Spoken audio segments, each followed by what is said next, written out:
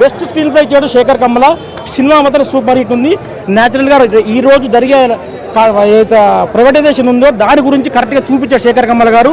దీని నుంచి అయినా ప్రతి పబ్లిక్ కూడా ఒక నాయకుడిని ఎన్నుకోవడానికి ఇవన్నీ చూడడానికి మంచి ఇన్స్పిరేషన్ ఉంది పబ్లిక్కి. మంచిగా చాలా ఇన్స్పిరేషన్తో చాలా స్క్రీన్తో తీశాడు, స్క్రీన్ ప్లే బాగా తీశాడు. సినిమా మాత్రం హైలైట్గా ఉంది, చాలా బాగుంది. మనము ఇప్పుడు ఎలక్షన్స్ వస్తున్నప్పుడు ఏ విధంగా చేయాలో ప్రతి ఒక్కటి ఈ సినిమా ద్వారా నేర్చుకోవాలా.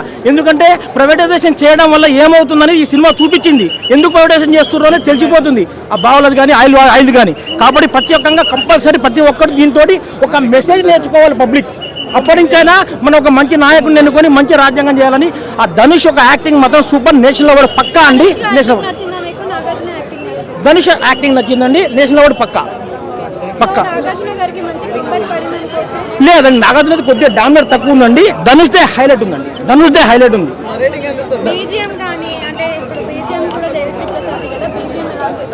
రెండు సాంగ్స్ ఉంటాయి, రెండు సాంగ్స్ హైలైట్ ఉన్నాయండి, చాలా హైలైట్ ఉంది. ఒక చనిపోతే వ్యక్తికి డబ్బులు ఇస్తే ఏ విధంగా చేస్తారో చాలా మర్యాద, అంటే డబ్బుతో విలువ ఉందని.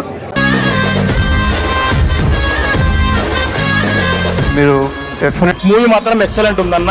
ఇలాంటి సినిమాలు ఇంకా శేఖర్ కమ్మల గారు ఏడాదికి ఒకటి తీసానన్న పబ్లిక్ లో అవేర్నెస్ వచ్చేసి పబ్లిక్ లో చేంజ్ వస్తుంది. 3 గంటల 30 నిమిషం ప్రతి ఒక్కడు ఇలాగే కూర్చొని చూశారు కానీ ఎవరు బయటికి వెళ్ళలేదండి.